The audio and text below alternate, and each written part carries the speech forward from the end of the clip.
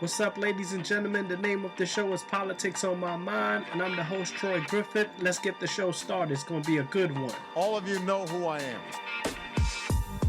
Yo, what's poppin', ladies and gentlemen? You're tuned into Politics on My Mind, and I am the host, Troy Griffith. This is episode 186. If you would like to listen to the podcast wherever you get your podcast, you can do so on SoundCloud, Google Play, TuneIn, iTunes. Just go into that search bar, type in Politics on My Mind. If you would like to hit the podcast up on Twitter, you can do so at POMM Podcast. And once again, that's on the Bluebird Twitter.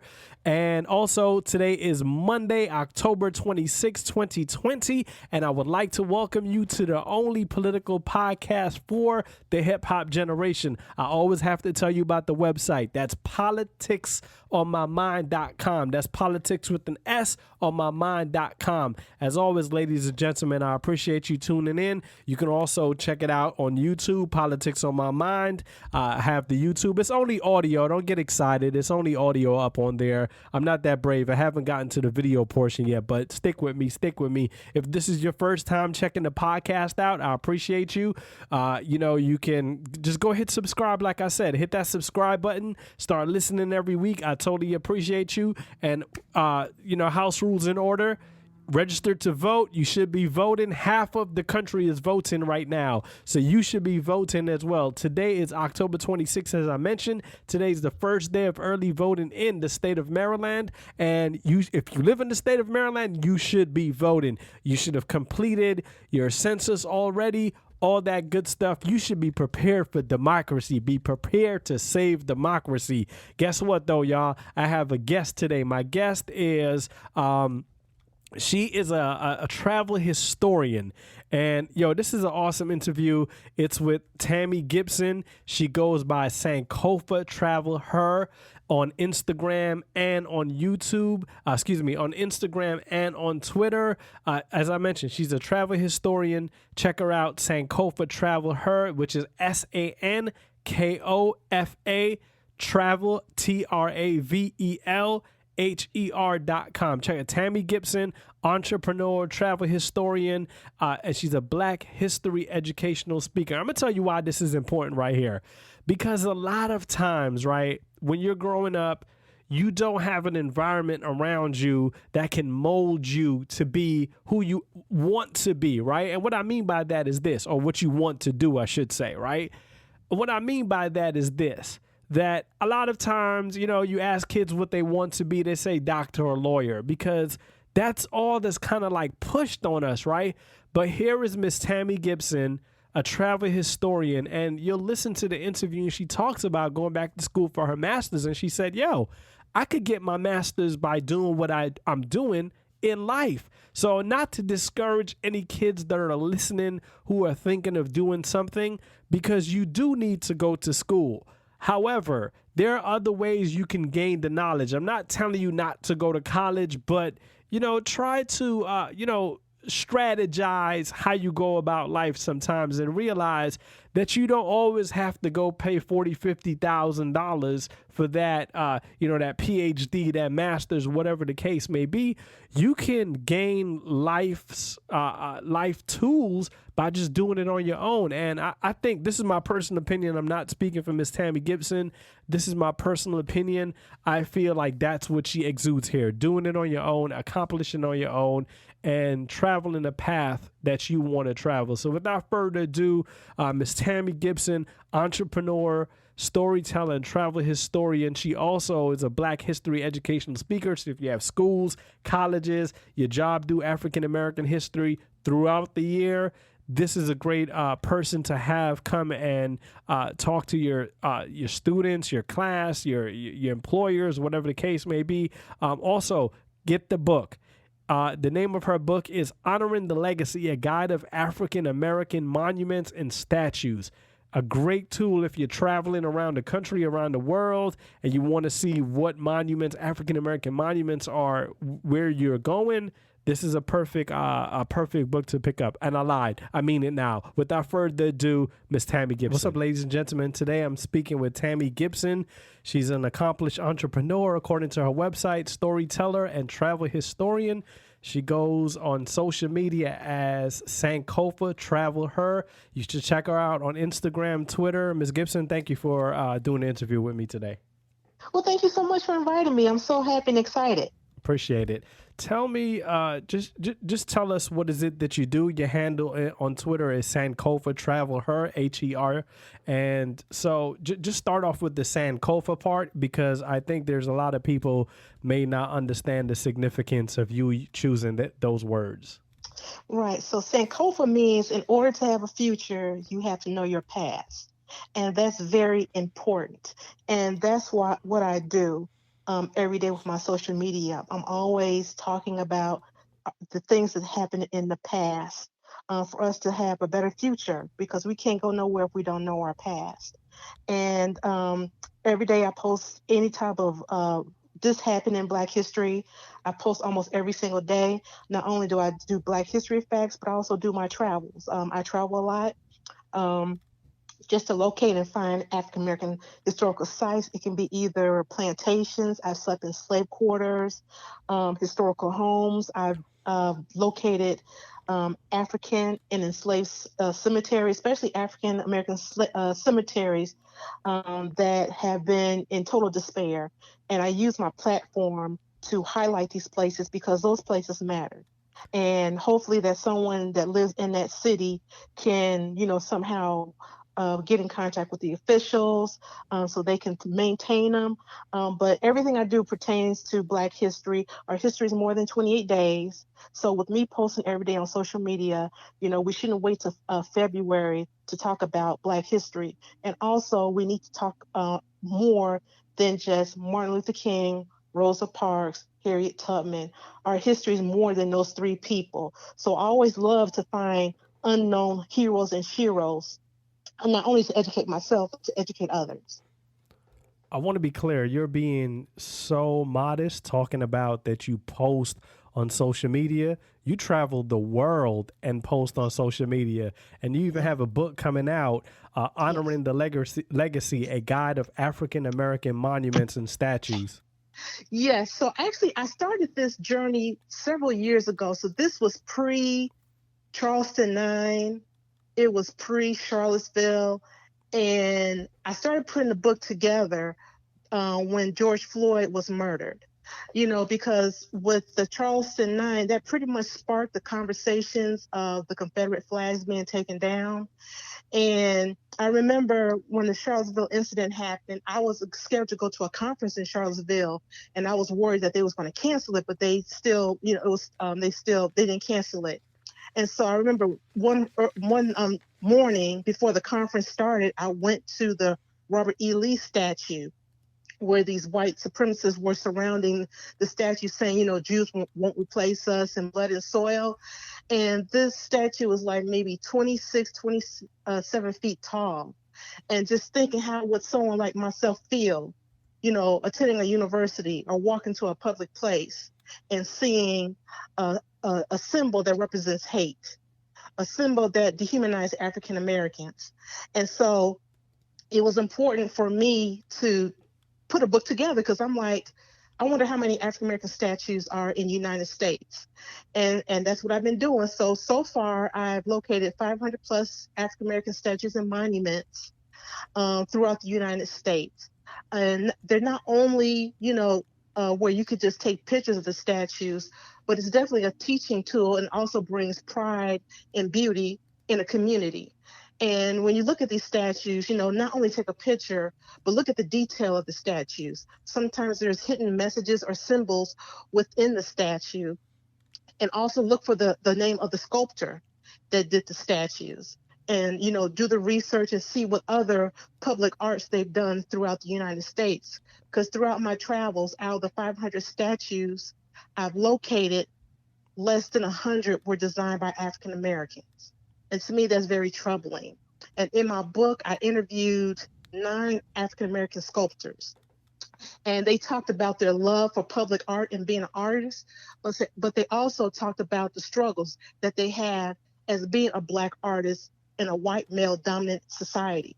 Because sometimes when you have people in high positions that are looking for artists to design African American statues, they don't look like us. So they don't hire us. And sometimes it's more about the quantity, the number of statues you've done, instead of the quality and designs of the statues.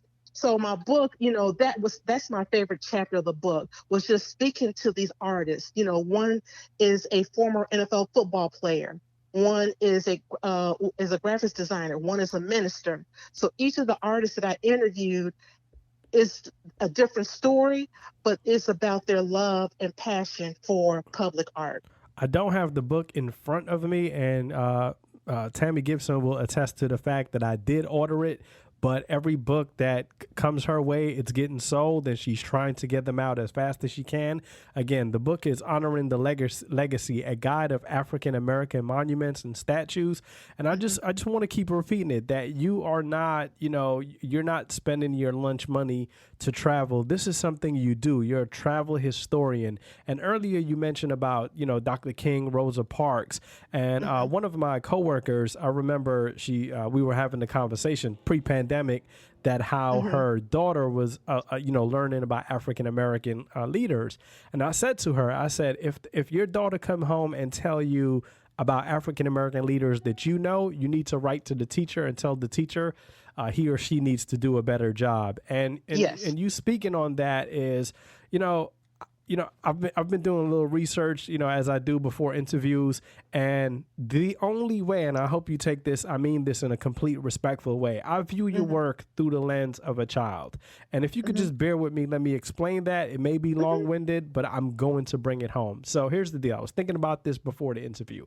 Imagine what you do. You travel the world and you are learning way. I saw one of your interviews. You said you were going to go back to school for your master's, and you was like, "Hold on, I could travel the world and learn way more than that book could teach me." Right? Yes. So imagine a world where freshman, sophomore, junior year, you're studying a country. Pick a country. We'll pick Ghana. Right? For 3 years of high school, you're studying this country. And you team up, the United States team up with whatever country you're studying and say, you take our kids in there. Not take our kids. We come to an agreement between parents and, you have a host family over there, and that country you've been studying for 3 years. You now go your final year of high school and you study the history of that country. And we're talking about our ancestors. So we'll pick the continent of Africa, being Ghana. And when I say I look at your work through the eyes of a child, meaning what you're learning, had we known that as children, I feel like every time I read a book about African American history, I feel like if I had only known this, how much more I would have been empowered. Sorry for the long-winded, but I had to bring it home. No, because everything you said is totally correct. Because I, too, didn't learn about my history until I went to college. And being surrounded around Black people and going to parties, and if you're playing spades or dominoes, you're going to hear a lot of political talk, right? So that's when I heard about, Boogie Down Productions and EPMD. And then also me going back to school to get my degree in African American Studies. And my first trip to Africa that I did a study abroad was Chicago State. And I went with 3 HBCUs. I went with Howard, I went with Northeastern University, and I went with Miles College. So when I came back from that 2-week trip, study abroad, that was it. That's what I wanted to do, because I view the world as a classroom. And then the following year, I did another study abroad at Chicago State, and I spent a month in Ghana. And I was like, as far as I'm concerned, I got a PhD in African American Studies just because of life experience, And then, with my niece, I tell her, Black History Month, do not tell me that you're going to do a report on Martin Luther King. Do not tell me you're going to do a report on Harriet Tubman. We're not going to do this. I said, let's do something different. And when she did one about the 4 little girls, her teacher didn't even know about the 4 little girls, and told my niece that she wanted her to do a presentation from the whole class. So my nieces and nephews, they know around Black History Month, I better not hear those 3 names. because we're not going to do it. Those three names, I love it. And Those three names. obviously, those three names. Obviously, you were talking about the 16th Street bombing. Yes. With Addie Mae Collins, Cynthia Yes. Wesley, Carol Robertson, and I always forget the last lady, the last young girl name. I think it was Carol Denise McNair. McNair. Denise McNair. Sorry, I always go Yeah. with Carol. Denise McNair. You're talking about them. If you don't mind, can we go down this lane and you let me know if this is off limits? So now, I was reading an article early on NPR, and since you're a traveling historian, I think this falls in your lane. NPR is talking about these 545 children cannot be found. And, as you travel, once again, I'm speaking with Tammy Gibson on Twitter, Instagram. Her handle is Sankofa Travel. Her book is Honoring the Legacy, a guide of African-American monuments and statues. As you travel the world, you're tapping into history. I saw on your Twitter, you took a picture with something around your neck. I don't want to describe what it is, but it brought back the image of the enslaved. And I couldn't help but notice this NPR article, parents of 545 children separated at the U.S.-Mexico border still can't be found. And the way they wrote that, way they wrote that headline is very misleading, because the fact is, it's children of 500, the children, 545 children have been separated from their parents, but it made it seem like we were a great adventure and the parents got lost. Parents don't get lost. Children get kidnapped and taken, right? Yeah. But can you connect those two? Because, when these children were separated, these babies were separated at the border from their parents, I heard a lot of people saying, we're better than this. This is not the United States. And I'm thinking, no, this is the United States. I mean, it is. And I'm thinking, I'm from Chicago, right?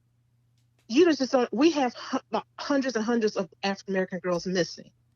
Every day is an African-American girl missing. But our stories don't get told. Our girls, Black girls that are missing, do not get told.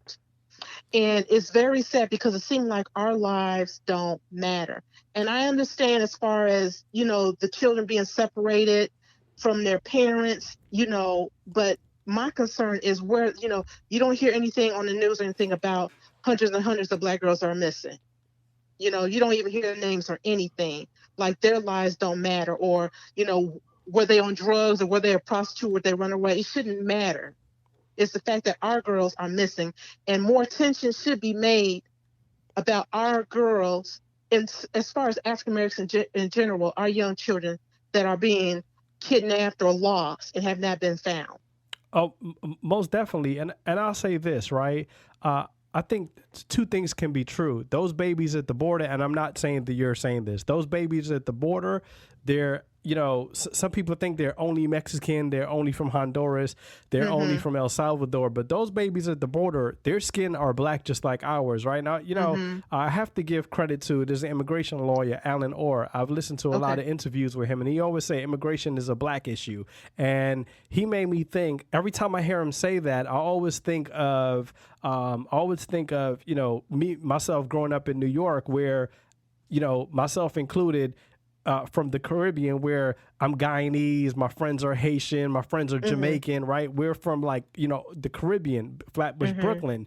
And, those kids being separated at the border, and those Black girls missing in Washington, D.C. Relisha Rudd has still not been found in Washington, D.C. How the system failed her, and how the system failed those kids in Chicago that go missing. It's all the same thing. The system is failing all of these kids. And, Black girls, Black boys going missing. I think, as I said, this is the United States. To steal, I forgot his name right now, Donald Glover, this is America. Right. I definitely agree. So, I mean, I understand, but, there should be more attention as far as, what's happening at the border, but also our Black children are missing as well. Oh, yeah, most definitely. And, I mean, I remember the Atlanta murders and stuff like that. I remember as a young child being traumatized, scared to go outside. I had family members living in Atlanta, so living in Chicago, there are organizations that, are working tirelessly. I think the last was a black female. She was a post office worker. She was pregnant, and no, she's nowhere to be found. So it's just something that we just have to, have needs to be more importance, of finding, finding our young children. Most definitely. As you travel, right, and you go about the country, and I saw one of your interviews. I will not ask you. I used to live in Georgia. I will not ask you what are some of the places to go. I'm from New York. Obviously, I live in Maryland. Oh, okay. Maryland. I will not ask you. What places should I go to? But what are some of the experiences that when you go to sleep at night, you see those experiences, metaphorically speaking, of course. Well, one experience is sleeping in slave quarters. I slept in 15 slave quarters through the Slave Dwelling Project. Joe McGill, he travels all over, and he slept over 100 slave quarters, and he invited people to come and be a part of the experience. With me sleeping in 15 slave quarters in different states, just laying on a hardwood floor or a dirt floor, just laying in complete darkness, wondering how did my ancestors endure a lifetime in bondage. I'm laying on the ground or the floor where they slept, they cried, they shed blood, made love to, just a lot of things go through your mind when you just laying there in complete darkness, and you hear animals in the middle of the night getting bitten by mosquitoes, and just thinking, how did they do this? And that's why it's very important to me that I tell these stories, because I don't know their names. But I can tell them about, my experience, and that these slave quarters matter, walking in there and touching the original walls, touching the original floors, where 15 to 20 people might, shared, were kept, on those grounds. So sleeping in those gave me a deeper appreciation of my history, of my culture, and the ancestors whose shoulders I stand on today. And that's why it's very important for me to tell the story. Now, I know one place that I encourage everyone to go to is the Lynch Memorial in Montgomery, Alabama. You have to go there, and just to see the names of 400 names of, African men, women, children who were lynched. It's just a powerful experience, just walking and, tears going down my face, just looking at the names and the dates. And, it's just a moving experience. Every time I go to Montgomery, the first stop I make is to go to the Lynching Memorial.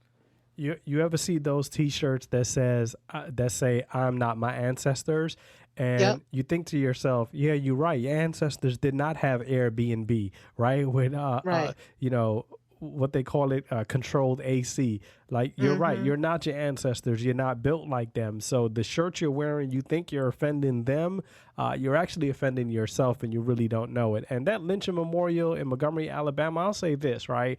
If you're going to go to it, and you can second me on this, if you're going to go to that memorial, please pack your tears, because Yes. it's gut wrenching. There's a sculpture. I don't Yes. want to give it away. There's a sculpture Yeah. in the middle where it simulates the kids being torn from their parents, and that just hits you right there when you see it and you walk in. Yes. Yep. It's very powerful, and it just sets the tone for the rest of your, the tour in the memorial. Like I said, if I'm in Montgomery, I may go there 3 or 4 times. It just seems like I'm drawn to go back, go back there. And sometimes I just sit there and just close my eyes and just, just say a prayer and just, think about how fortunate I am to have these opportunities, because of my past. And that's why I came up with the name Sankofa, and I travel her. One of the questions I wanted to ask you, how, and if you could like incorporate the two,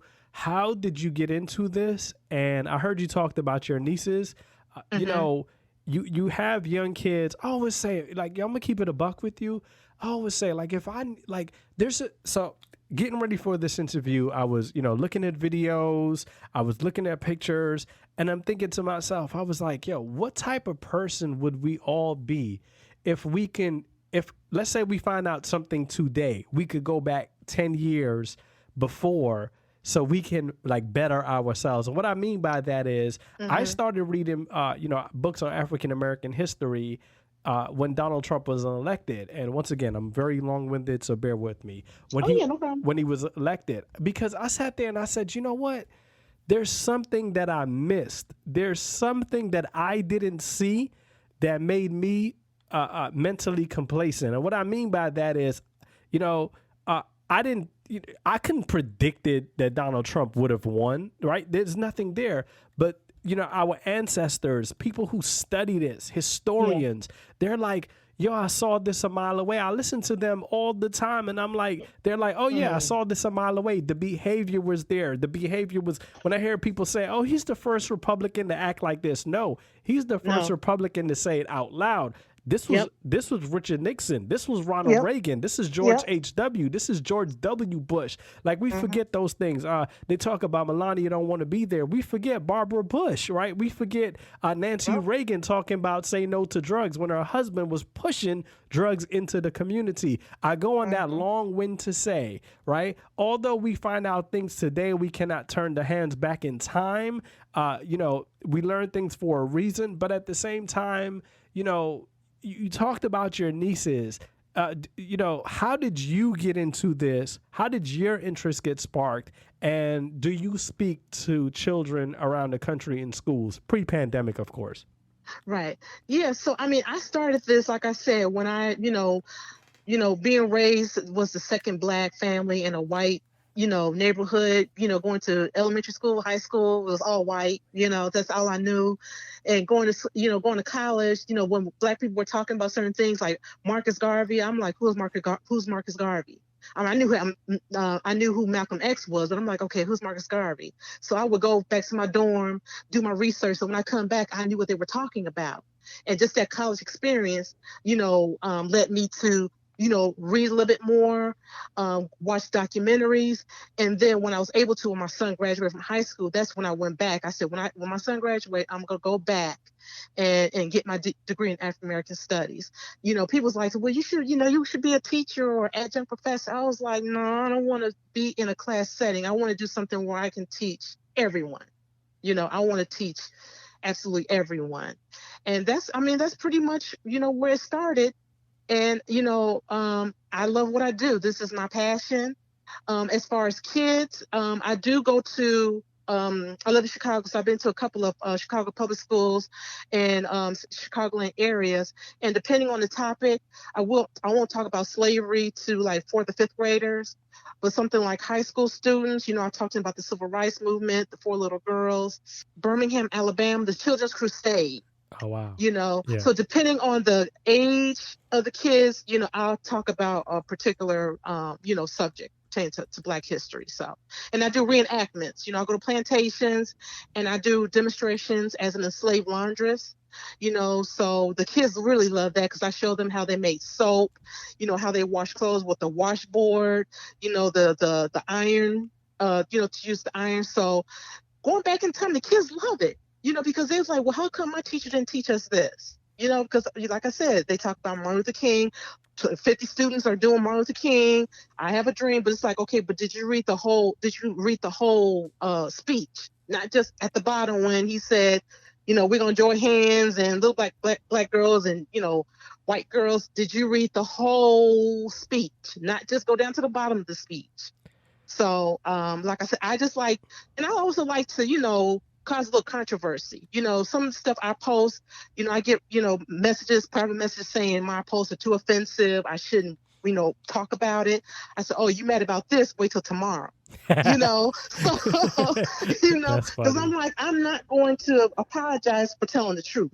And going to these plantations, I've been to plantation where they say, well, slaves were treated well. And I'm like, okay, what the hell you mean by that? And it was like, well, we didn't separate the family. They weren't lashed. They were able to go to neighboring states or they were able to go to see family members at other plantations. So to them, that's what they meant by slaves were treated well.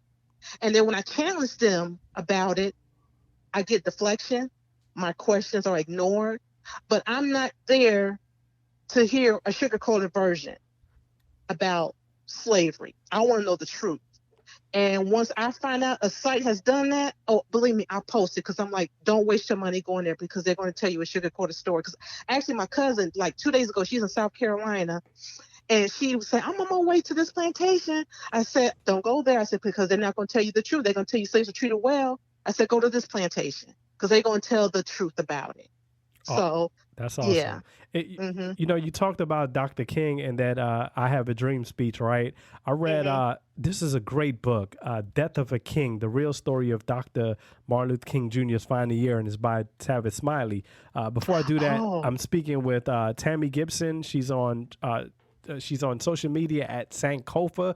Travel her. Her book is Honoring the Legacy, a guide of African American monuments and statues. As I was saying, Tavis Smiley wrote that book. And in that book, I never thought about it when talking about Dr. King. You know, he points it out and says, you know, Dr. King, I believe that speech was given in 1963, and he was assassinated in 1968. Why is it they leave out those 5 years? Because those, unbeknownst to him, those last 5 years of his life, it's when he becomes the Dr. King that we all never hear about, right? Right. Yeah. So that continuous, and I want to, you know, once again, preparing for this interview, I'm thinking in my head, I don't write questions down. I like to have conversations with people that come on the podcast, because no shots, but this has nothing to do with you. Let me just do this for a moment. But no shots to other podcasts. I listen to them and I'm like, yo, this is not a real conversation. So that's the way I like to do it. But I'll say this, as I was preparing, I was thinking about this,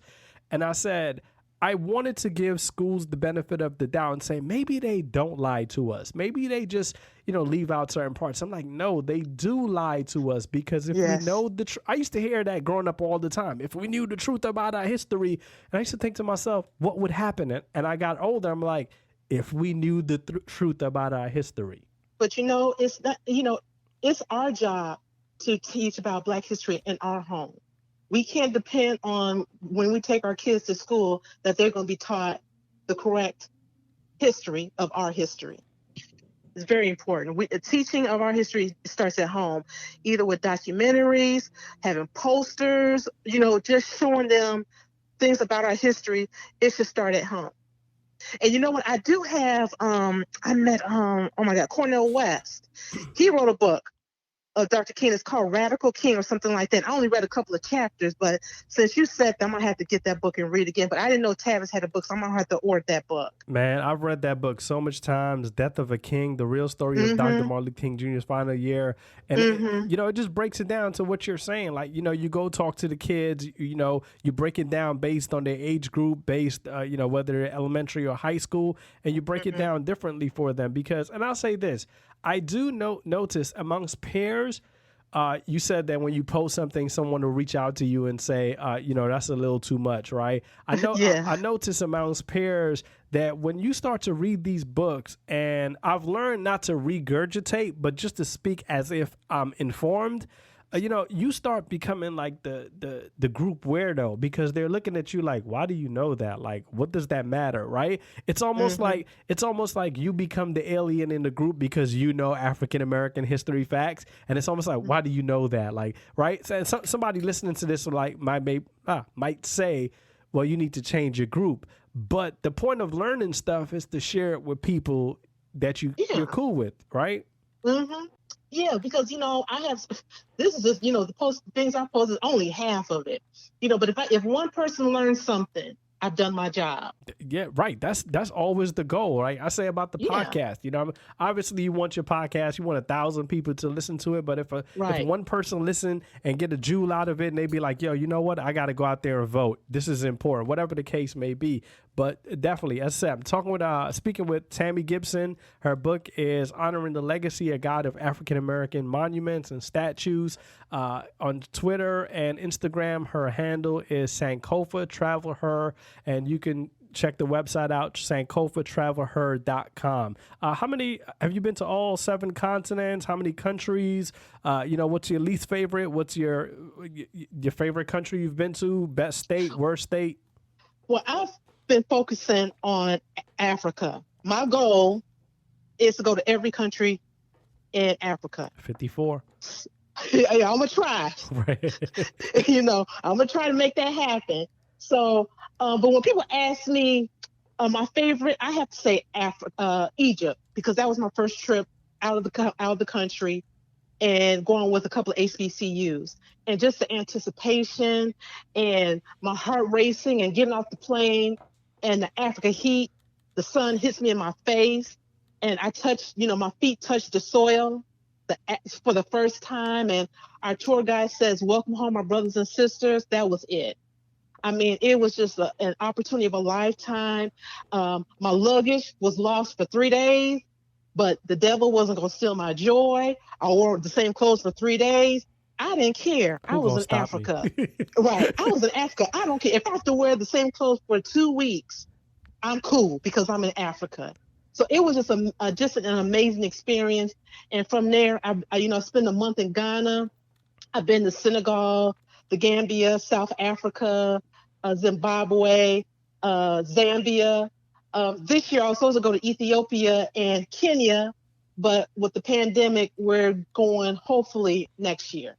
Uh, Pre-pandemic, Ghana was my destination. The dates were a little, off for me, Yeah. and it kind of worked out that the group I was going with, which was actually my coworker, one of my homegirls, and Okay. her family. How Hmm. was Ghana? Like, do you like beautiful? Yes, it was. I was there for a month, and since I had already graduated, there were some students that were part of the abroad where they were getting a grade on it.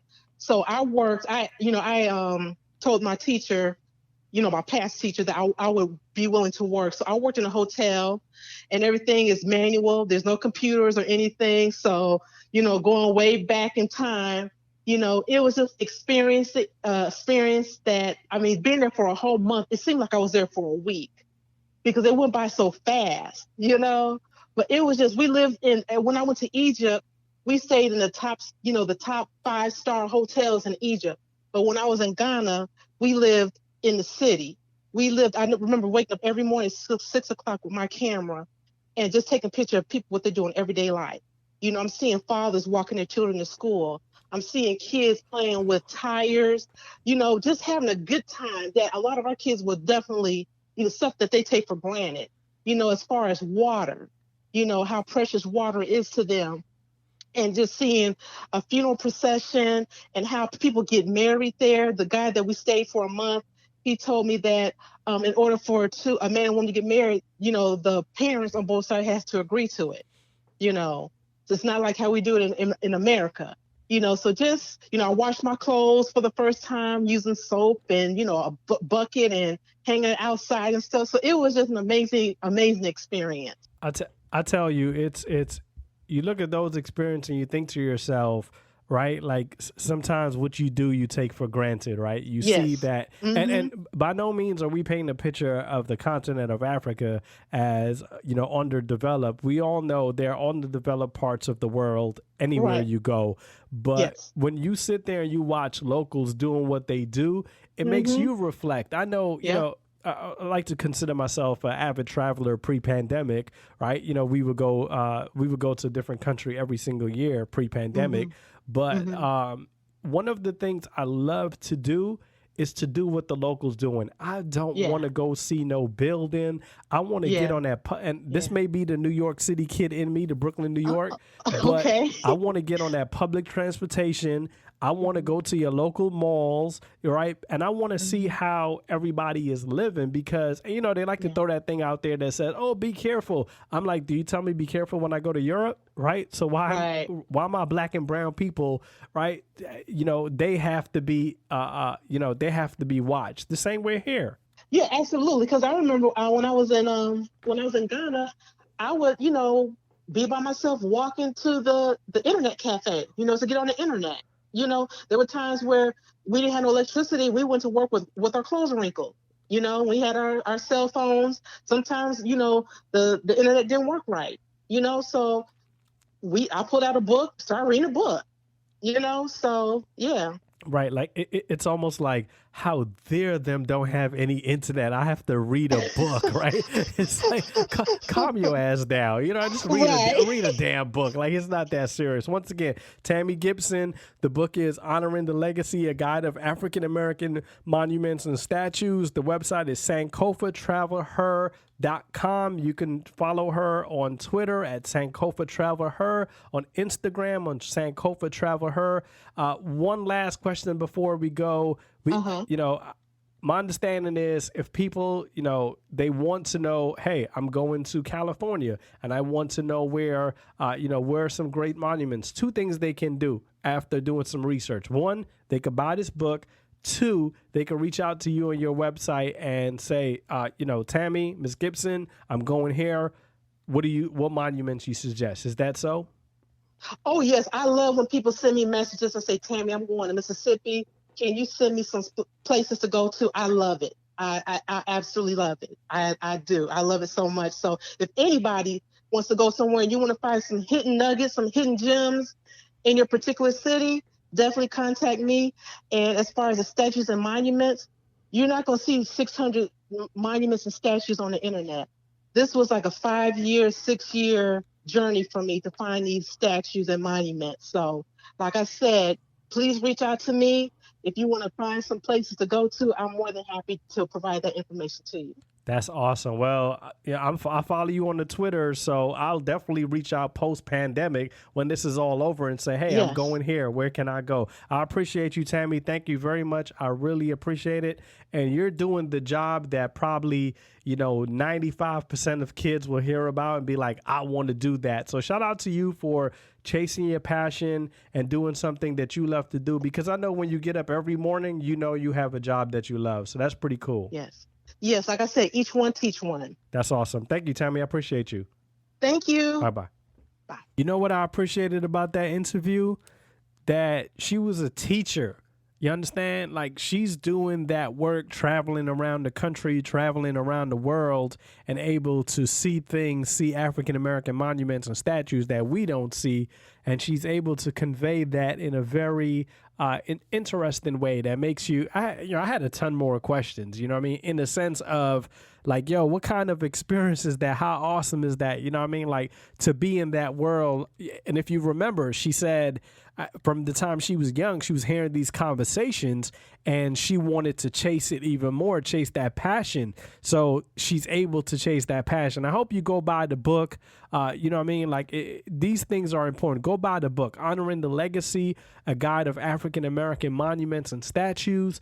You know, follow her on Twitter, Instagram, Sankofa Travel Her. Check our website out, sankofatravelher.com. Show her some love. And when you reach out to her, tell her, yo, I heard you on the podcast Politics on My Mind, because that helps me a little. You know what I mean? Why not? To let people know, yo, when you come on, you know, when you come on as a guest and you're selling books or whatever, and whatever you're doing, to know that, oh, you know, that had an impact, even if it's one person. That's how I view it. If you could, I just damn stuttered. That didn't sound good. Even if you could impact one person. But I'm not going to delete that. I'm not going to edit it. I want you to know that this is a real podcast right here. Like I said, yo, you should be out there voting. This is one more episode before. No, this is the two. I have one more episode before we go out to vote. Get out there and vote, man. It depends on everything. That's what I want to talk about to you today. What's going on, all that good stuff. Let's get into O'Shea Jackson. Let's get into Sean Combs. Let's get into them having the conversation.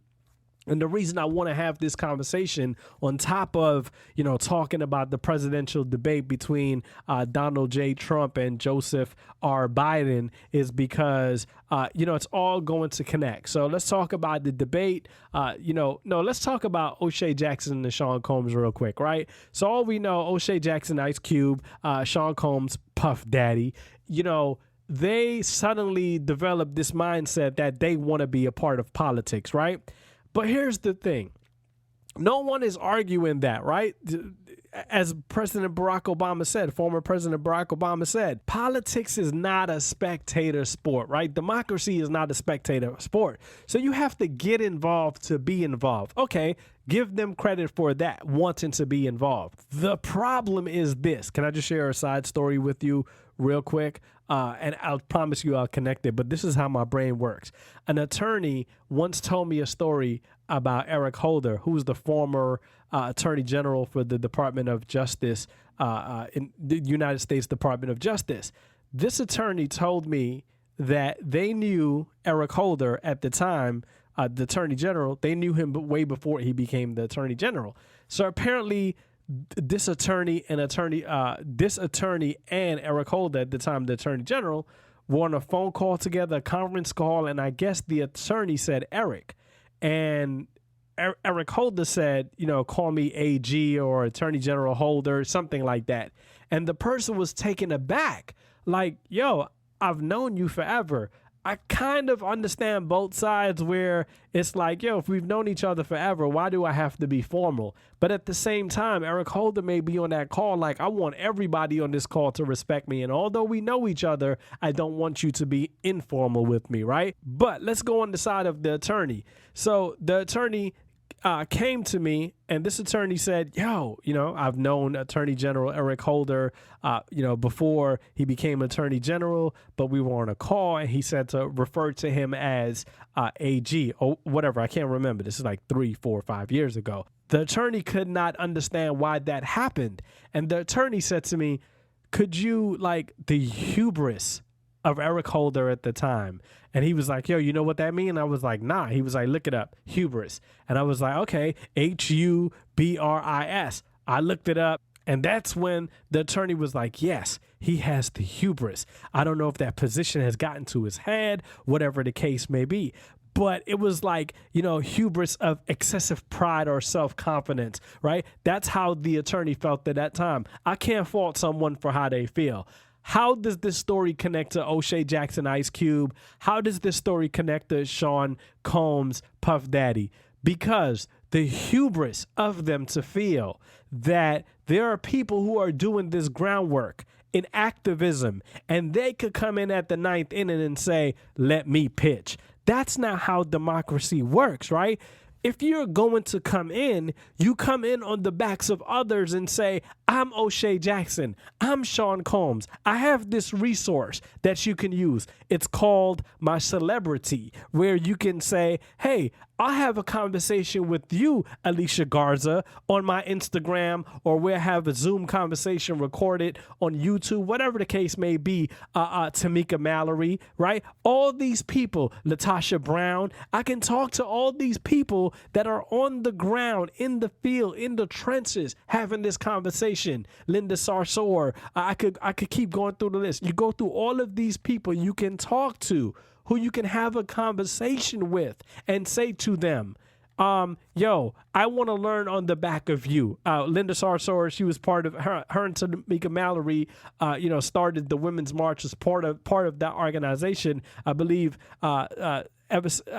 since they have disbanded from the Women's March, there was claims that, that's beyond my head that I don't understand. I'm not going to try to understand. But these are people, women, specifically black women, brown women, who are on the ground that you can learn from, as opposed to you coming in the 9th inning, Sean Combs, O'Shea Jackson, and saying, yo, this is what I want to do.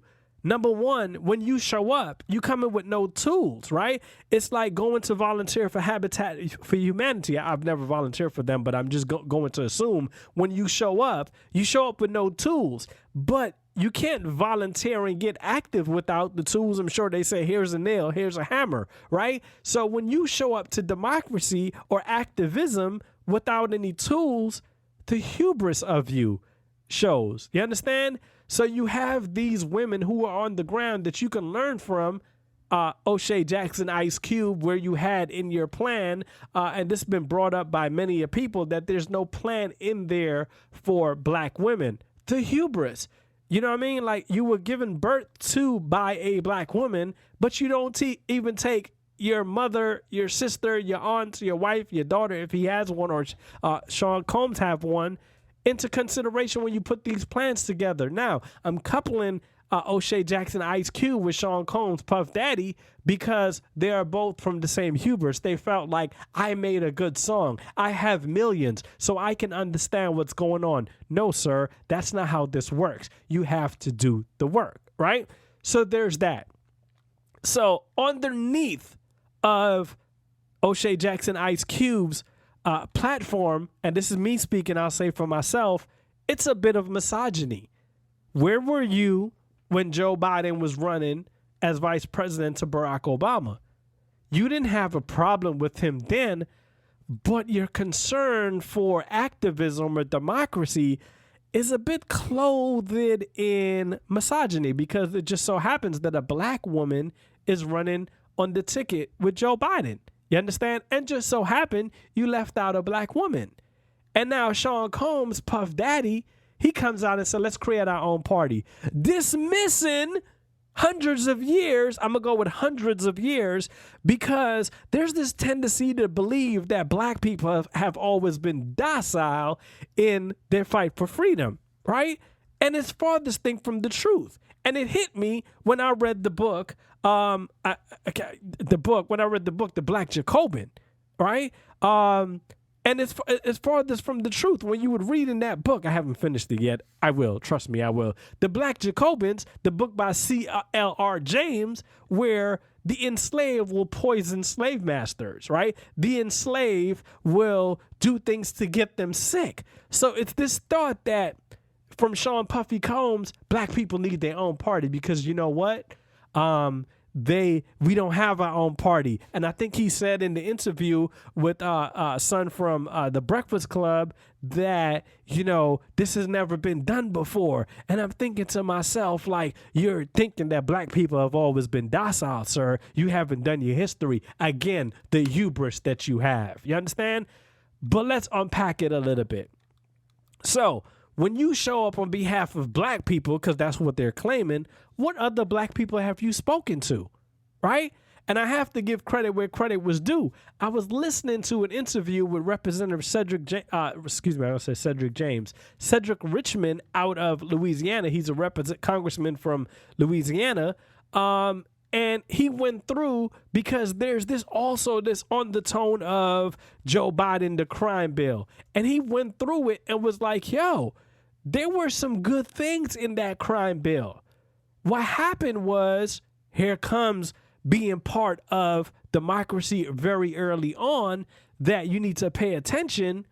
What happened was the Republican Party took over Congress, and it was Newt Gingrich. I heard this interview on Joe Madison, Sirius XM radio. It was Newt Gingrich who started focusing on the bad things, the mandatory minimum, the 3 strikes, all that stuff. It was the Republican Party. Congressman Cedric Richmond is from the 2nd District of Louisiana. It was the Republican Party who started to focus on the systemic part of it. Now you have people who, you know, fault Joe Biden for the crime bill, right? And let's come over now. Let's stick with Sean Puffy Combs, and let's stick with O'Shea Ice Cube Jackson for a minute. They haven't done their work. They're showing up. So if you're speaking on behalf of black people, what black people have you spoken to? What organization? Did you go to the NAACP? Did you go to the Color of Change? Did you go to Black Voters Matter? Did you sit down with a collective, with an entire team? You understand? When Nick Cannon, some deem what he said as anti-Semitic, an entire organization comes out against him and say, this is not what we believe in. This is not what you should be saying, right? And none of us should be saying anti-Semitic, xenophobic, racist, sexist, misogynistic, whatever the case may be. None of us should be saying that, right? Rightfully so. You meet with organizations to get this working. You don't think because you've amassed millions of dollars in music and entertainment and TV and movie, somehow you'd have all the answers. All that means you're good at what you do. You're not good on what you're trying to do. I've never known anyone to say, yo, I'm going to learn how to skateboard. This is my first time. I'm great. I've never heard anyone say, I'm great at trying things. Because that's not a thing.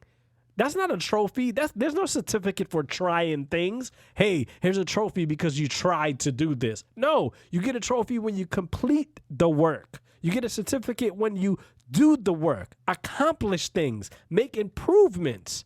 You understand? Reverse things that were once bad, make them good. Take good things and make them better, right? And, you know, President Barack Obama, he spoke last week. And I'm going to tell you this. I got a little bit of nostalgia. I was like, yo, my goodness, I can't believe how much Donald Trump has traumatized the nation, that when I hear President Barack Obama, I feel very yogi. You know what I mean? Like, it feels very heartening, right? President Barack Obama said he told his staff, he's talking in Philly to Representative, one of the reps, the state reps, Malcolm Kenyatta, and another state rep, Isaiah Thomas, right? And he told them, as he's having this conference with black men, because Sean Combs and O'Shea Jackson accuse the Democratic Party of ignoring black men. Once again, if you focus on black women, black men will follow. That's another story. President Barack Obama is saying to them, he told his staff, don't be afraid of better. I paraphrase. Don't be afraid of better. Better is good. If you make things better, you are part of doing good. Where are they? Where did they show up? Right? It's this miseducation, this hubris that they have that annoys the fuck out of me. Where were you during President Obama 2008? If you had a problem then, why weren't you doing the work? There's a tiny bit of credit for participation on Sean Combs' part, because Sean Combs, he's the one, he did Vote or Die. He ran the New York City Marathon. He ran the city, some shit like that. But what came out of it? You disappeared for 16 years, right? And now you have all these rappers coming out saying they support Trump. Curtis 50 Cent Jackson. All these people are jumping on that bandwagon, right? Waka Flocka Flame, real name Joaquin Malfurs, right? Came out and said, yo, this is the person they want. But it's miseducation. They're miseducated. Don't take them at value because they're rich, right? They're not you. You understand? They're not you. Unless you're making more than $1 million, like when I say more than $1 million, once your check clears with Uncle Sam, you have $1 million cleared in your bank account. Don't focus on these people. Focus on your needs. Don't focus on Joaquin Malfur's Waka Flocka Flame needs. Don't focus on Curtis Jackson 50 Cent needs. Don't focus on O'Shea Ice Cube Jackson needs. Don't focus on Sean Puffy Combs needs. Focus on your need. What do you need from a political party? And I end with this. Whatever problem you may have with Joe Biden, and I saw Alexandria Ocasio-Cortez said this, and I'm gonna paraphrase it a little bit. You go with the people who are vulnerable to your activism, right? You know, if your activism is for the poor, the middle class, people who do not have health care, Donald Trump and the Republican Party has shown us they don't give a fuck about those things. The Republican Party had 10 years to come up with a health care plan, right?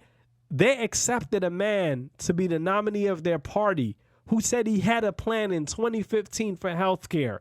It's 5 years later. He has no plan. They have no plan. They don't give a fuck about anybody. It has shown they passed tax cuts for millionaires and billionaires, right? And they gave you pennies on the dollar. And you're happy because your 401k is booming. Ladies and gentlemen, if you're listening to my voice and you're happy that your 401k is booming, but you're being nickel and dime in the supermarket, your property taxes, the gas price, which presidents don't control, but you get my point. You lost your job. You had to come out of your job. And maybe everything is completely perfect for you, or so you think. Do not compare yourself to these multimillionaires and think that you have something in common with them. And I said I ended with that, with the vulnerable to your activism, but I end with this. It takes a lot for me.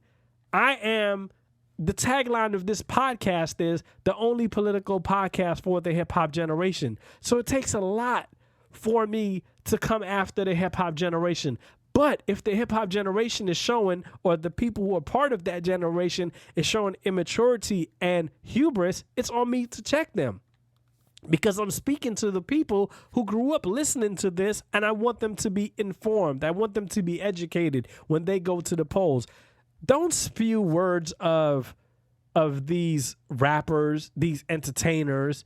They're rich. You'll never be their neighbors. And I hate to say never because it kind of shits on your accomplishments, but don't take it as that. Take it as me telling you right now you're not there.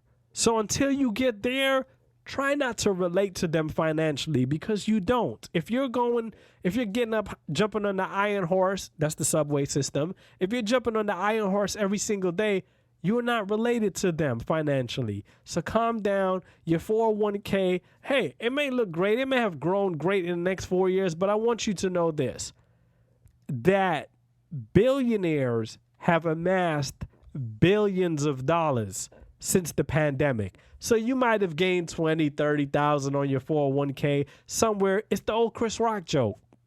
If Warren Buffett woke up with Oprah Winfrey money, he would commit suicide. So if they saw your 401k, they would have a good laugh at it. Just think about that. I'm not here to shame you. I'm here to inform you. And I jump into the presidential debate that I was watching The Daily Show with Trevor Noah. I'm going to sleep one day. It comes on late for me. And I was like, yo, this is a good clip to play on the podcast instead of me going through the entire debate and telling you, because there's a part of the debate I want to unpack for about the next 10 to 15 minutes. And I really want to talk about it in depth about it. So I'm going to play The Daily Show clip about how the presidential debate was, the last presidential debate was last week, Thursday.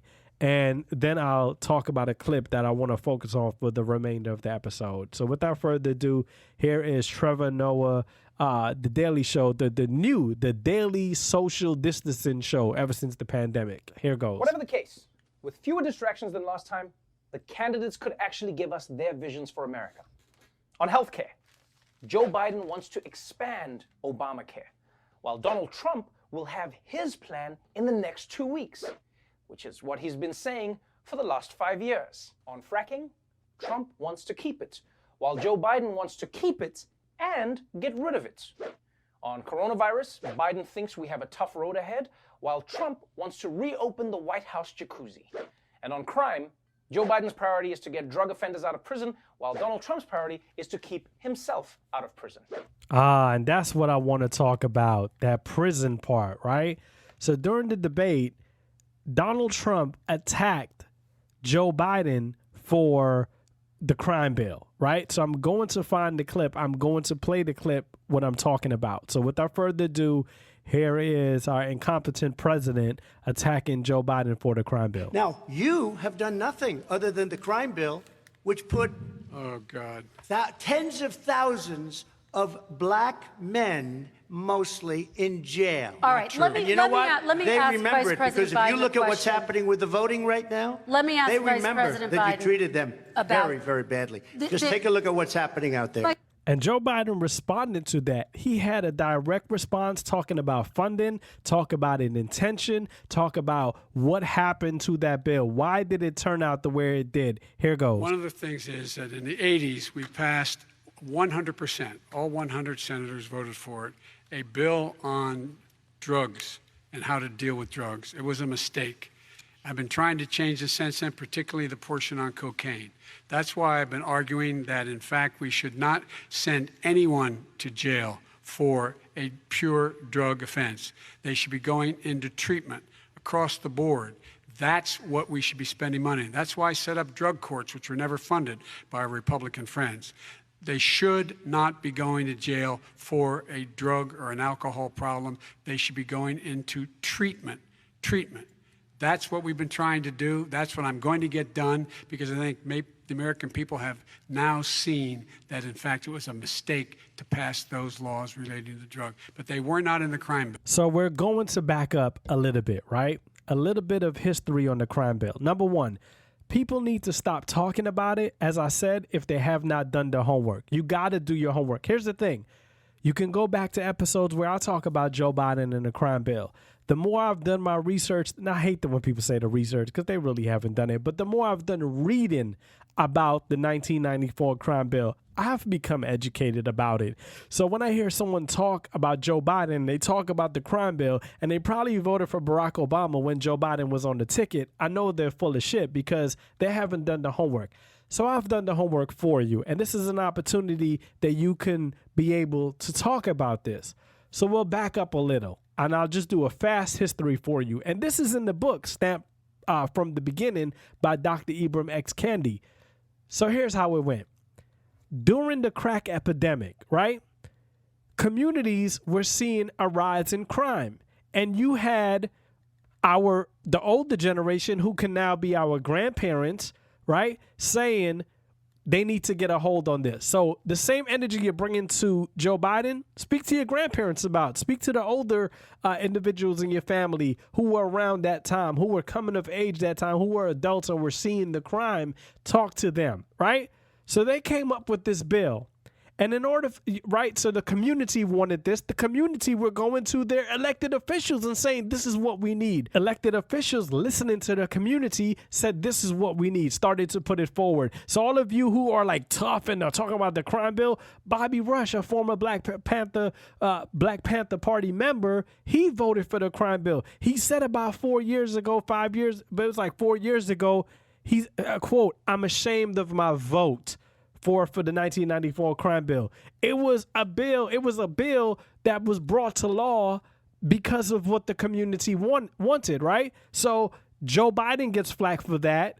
Bill Clinton doesn't get the same flack for that. They still show him love up until, Hillary Clinton unsuccessfully ran for president. They were calling Bill Clinton the first black president. Like, think about that shit, right? He signed a bill into law that put us where we are today. You understand? So think about that. You criticize Joe Biden. You don't criticize Mitch McConnell, who's still the senator from Kentucky, one of the poorest states in the country, right? Senator Lisa Murkowski, who's still a senator in in Alaska, right? John McCain, rest his soul, he voted for the bill. Dianne Feinstein, who's still a senator to this day, voted for the bill. I could go down the roads of the people. Senator Grassley, who's a senator from Iowa, voted for the bill. They're still there, right? And what's the point of me mentioning all of these people? Because in Congress, there are 535 members. 535 members. You understand? And you have to get all these people to vote for the bill in order to go. You have to get a majority. So there were 95 members of the Senate. Remember, there are 100. 4 said no. 1 was not voting, right? So 95 people showed up and said, this bill can pass to go on the president's desk. But somehow Joe Biden gets the flack. Here's the next thing. 1994, who was the president? Bill Clinton, as I said. He signs the bill into law. What happens? Newt Gingrich, and I was remembered of this by Representative Cedric Richmond earlier today talking to Joe Madison on Sirius XM Radio, the Joe Madison show. Newt Gingrich comes in. And what did Joe Biden say in that clip that I played? The Republicans did not fund what was in there. Instead, they pushed the bad parts, the mandatory minimum, the crack cocaine disparity sentencing, right? The DAs went hard on it, the district attorneys, because we focus on law enforcement on the ground, but we don't focus on law enforcement in the suit. The district attorney, who majority of the district attorneys in the country are white. I think the number is like 80-something% of them are white. Don't come from the community. I used to work in a prosecutor's office. A lot of them came from the middle of the country, didn't know the slang, didn't know the neighborhood, and they held their own biases about the black community. So it was easy for that to happen, right? So now you have 95 members of the Senate voting yeah, right? That's what you have, right? So The Republican Party, under Newt Gingrich being the Speaker of the House, that's what they did. Joe Biden comes along. Let's fast forward a little bit. Joe Biden comes along under President Barack Obama, and they say, yo, guess what we're going to do? We're going to change that. So what did Barack Obama did? He started letting people out of federal prison. I think the number is 38,000, if I'm not mistaken. Started letting them out and say, yo, the 1994 crime bill messed up. Here's what we need to do. And they started doing that. But most of this happened, that crime bill, most of this happened at the state and local levels. They took it to a whole nother scenario. That's why New York City had stop and frisk. They went haywire with that shit. Not small cities, cities with majority non-white populations went hard. I remember my dad and my stepmom saying that how when they started to do random drug testing, the firms in Wall Street in New York and CEOs and managers started coming up testing positive for cocaine, they stopped the testing. You understand? That's an insight to what happened. So you're probably still like, so why are you defending Joe Biden? Nobody's defending Joe Biden, but you need to think beyond it. What did he do while he was vice president under the Obama administration? What did they do to reverse these things? They did clemency. They let more people out of federal prisons than any other president ever. That's how they were trying to reverse it. So to just look at a person for one thing they did in their lives and said, oh, he's not vulnerable to my activism. And what urged me to talk about this was MSNBC. There's no such thing as undecided voters, but they keep talking to them. MSNBC talked to 3 black women who were, quote unquote, undecided voters. And I'm going to tell you, none of them have any type of information. None of them are educated about politics, because everything they said that I told you, everything I'm about to play that clip, and everything I told you that can be looked up, it's a fact. Listen to what they said. Remember, one of them are going to say he didn't apologize for it. That's a lie, because right there in that interview, and that was, I think, a day or two after the presidential debate, right there in that debate, he said it was a mistake. It was a bad idea, right? I'll play the clip. Here's 3 black women, quote unquote, undecided voters, talking to Chris Jansen from MSNBC. Here goes. What are you looking for? What do you need to hear? Let's start at the crime bill and the fact that he has not only not apologized, not only Joe not Biden. Right. He has not only not rectified. Every time he reverts back to, well, it was the Black Caucus members in the church, but they were with it too. Okay, you fooled them as well. You never said I'm sorry. It's like I didn't do it. I want to hear an ironclad plan. I don't want to hear if this or if that or after the election. Does the presence of Kamala Harris on the Democratic ticket sway you at all? Not at all. I don't know who said she had our vote. She does not. We were supposed to grab onto Kamala with the black girl magic, but that didn't happen because she didn't right her wrongs. Like, I hold officials accountable. I don't care what color you are. And I think that too often we automatically think that because someone looks like you, that they're going to have your best interests at heart. And that's just not simply true. And I know some of you heard that and say, what's wrong with what they said? Here's the thing. If majority of what you said is wrong, I can't focus on the parts that you said were true, because then I go ahead and I, sort of like, what's the word? Not condemn, not condone. I sort of condone everything else you said. And I don't want to do that. I don't want to sit here and say, oh, some of what, no. What they said was wrong because Joe Biden apologized for the crime bill, right? And talking about Kamala Harris, if you want to know Kamala Harris' record, go to Black Women Views Media on Twitter. Just type that in, Black Women Views Media on Twitter, and you'll see she breaks it all down for you. That's someone who can follow. That's called doing the research. They didn't do the research. They just want to throw shit out. And if you're talking about the crime bill and you're not talking about your local officials, your local, like your mayor, the police chief, the sheriff, right? Your congressman, your congresswoman. If you're not talking about them, you have no clue what you're talking about at all. You just want to spew this disinformation campaign. That's really all it is, right? Because I don't see how a man can sit in the office for 8 years and did nothing. according to what they said, oh, he didn't do anything. So why did they get elected as a team a second time? Obviously, they were making gains. You weren't paying attention. That's what it comes down to. So if you're going to talk about the crime bill, your next conversation should be, well, I spoke to my Congress member and I told them I want them to look at this. And one of the things that I'm looking at moving forward, as I've always wanted to talk about, is expunging the record of anyone that was ever charged for marijuana. I don't care. If you have a marijuana charge, expunged at any level. You can't, what's that Jay-Z line? It's legal in Colorado, you know what I mean? But they trying to put you under the dirt. That's on the 444 album, right? That's a nice little slick verse. Yeah, yes, it's legal in Colorado, yet we deny it. Black entrepreneurs, free enterprise, right? Like, they're making it legal across the country. That's where we talk to local officials. If it's it's legal. Look, I went to a black women's rally where one of the women, she said, yo, shout out to her. I think her name was Hope Wiseman. Shout out to her. No knock on her. She said she was the youngest dispensary owner or something like that. And, you know, I remember coughing and clearing my throat and saying legal, right? Because I'm from Brooklyn, New York. I know people that were younger than her that were pushing it who had to go to prison for that shit. Yo, shout out to her that she's able to do that. No knock on her at all. But the point is, if you're making it legal across states, then, you know, people that went to prison for it, their record should be clean retroactively, right? Because it's still prohibition on them.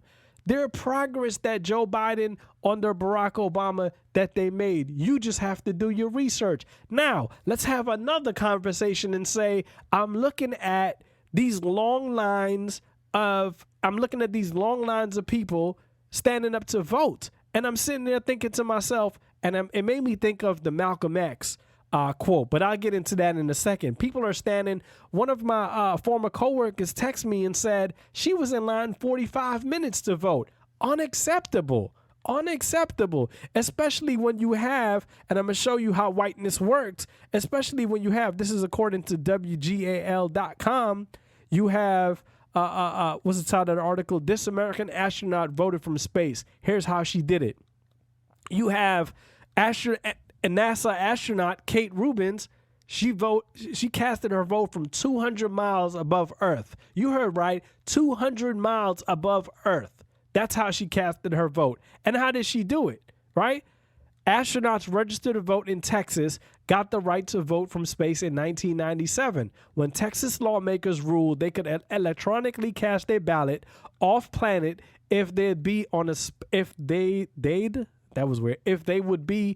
space flight during the early voting period or election day. According to the Smithsonian National Air and Space Museum, NASA's Johnson Space Center is located in Houston, so most astronauts are based in the city and are registered to vote in Harris County, where Houston is located. Ladies and gentlemen, let me tell you something about Harris County. I believe they have one ballot box in Harris County, Texas. Yep, one ballot box. Meanwhile, this woman, no knock to her, it's not through her fault. Her whiteness worked for her. This according to CNN.com. Texas governor limits election drop boxes to one per county, right? One per county when there are hundreds of thousands of people voting, but somebody could vote easily from space, right? And it made me think of the Malcolm X quote that, I remember Andrew Young said this years ago. I believe I saw him at the Lincoln, he was at the Lincoln Memorial. I can't remember what event was there. And I was watching TV and he said, the more things change, the more they remain the same. And I never understood that. But the more I've read, the more I've engaged in politics, the more I've engaged in activism, I understand what he meant. And what he meant by that is this. We're fighting the same fight that our ancestors fought, right? And today I was doing my morning run and I thought to myself about the Malcolm X quote.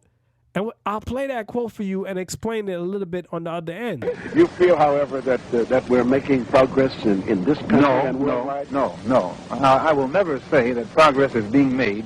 If you stick a knife in my back 9 inches and pull it out 6 inches, there's no progress. If you pull it all the way out, that's not progress. The progress is healing the wound that the blow made. And they haven't even begun to pull a knife out, much less try and heal the wound. They won't even admit the knife is there. They asked the current Attorney General of the United States Department of Justice whether systemic racism is a thing, and he said no. That's admitting that the knife is not even there. The knife is in your back, and they won't say the knife is in your back. You know, legally, the Voting Rights Act giving us the right to vote, securing the right to vote, but then you make the lines long. You put one ballot boxes in mostly black populated neighborhoods. You take out ballot boxes. You make it hard to register to vote. Amendment 4 in Florida that said formerly convicted individuals who are now returning citizens should have the right to vote. But you say you got to pay off your fines and your restitutions first. So you stuck the knife 9 inches in my back. You pulled it out 6 inches, right? And even if you took it out all the way, you didn't heal the wound. So here we are. We're having the same fight. Do the same fight still exist? Of course. And that's why you pick presidents, Congress members, right? You pick local elected officials who are vulnerable to your activism. That when you show up and you said, yo, black people are disproportionately affected by this in a negative way, they will say, what do you need me to do? What law do you need me to sponsor that will stop this from happening? And they say, okay, this is what I'll do. I'll put this on the floor. Not someone who will say, I've done a lot for the black community. Look at the First Step Act, which was on the way before he got into office. He can't tell you something that he has put before Congress for the black community that has passed. He's going to tell you about HBCUs. That's been happening. They always go show up to the White House, members of Congress, to get funding. That's been the thing, right? What has he done differently? You know, he'll tell you about black unemployment. That was happening under President Obama, right? But what he won't talk about is the gap for black unemployment and white unemployment. Blacks are twice as more likely to be unemployed than a white person. Won't talk about the black-white wealth gap. You understand? Select a politician, an incumbent, who will be vulnerable to your activism as you make your way to the polls. Early voting is on the way across the country, and I'm thinking of you when I'm doing this. Stop thinking of things in a micro level and think of them in a macro level. So when you think of the crime bill, I want you to say, give that same energy to your grandparents, your older aunts, your older uncles, your older siblings that were coming of age in that time, and go talk to them and say, what happened? Why was that a thing? Now I'll leave you with this FBI statistic. As Bill Clinton signed that bill, as he signed it into law, the FBI said the numbers were coming down. So why are you not as upset at Bill Clinton, right? Why were you allowing people to call him the first black president, which I never took part in? I thought that shit was so offensive. Read how did that come about? Toni Morrison is the one that dubbed him as that. There's an article you could go read. Just type it up, Toni Morrison, Bill Clinton, first black president. Do a little research, as y'all like to say, and see how that happened. Very offensive way. Pick the candidates, select a Congress member, local elected official, a mayor that's vulnerable to your activism. That's all I'm saying. It's happening all across the country. You have Jamie Harrison, South Carolina. You have in Maine, Susan Gideon. I think it's Iowa, Joni Ernst, the Republican. She's about to be beaten by Teresa Greenfield. You have Mike Espy, who's running against a racist white woman, Cindy Hyde-Smith. Mike Espy, right? Raphael Warnock in Georgia, John Ossoff in Georgia, right? It's happening all around the country where these black candidates are running for office, right? To make this happen, right? So this is something we could do, and I'll leave you with this one last thing. I lied. More than 56 million people have already voted. 56 million people. I'll compare this to, in 2008, 61% of the country voted, right? That's been the highest since 1996. It's possible, the way it's looking, we may beat that 61% in 2008. And you know what happens when black people show up? We get people who are vulnerable to our activism. I want to say thank you to Tammy Gibson at Sankofa Travel Her for doing the podcast. I want to say thank you to you for listening throughout the election season. I really appreciate you. And I want to say thank you to me for keep showing up to talk to you about my passion, politics. Hip Hop Generation, we out. I'm not saying I'm going to rule the world or I'm going to change the world, but I guarantee that I will spark the brain that will change the world. And that's our job, is to spark somebody else watching us.